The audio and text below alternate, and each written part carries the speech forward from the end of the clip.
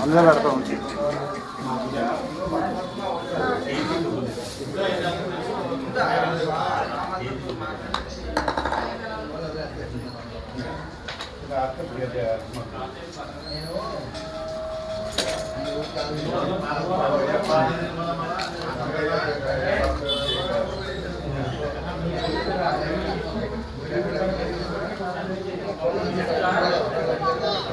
అక్కడ నుంచి మా గడ్డ ఫోన్ చేసి మొదలు పెట్టేసారు అందరినీ.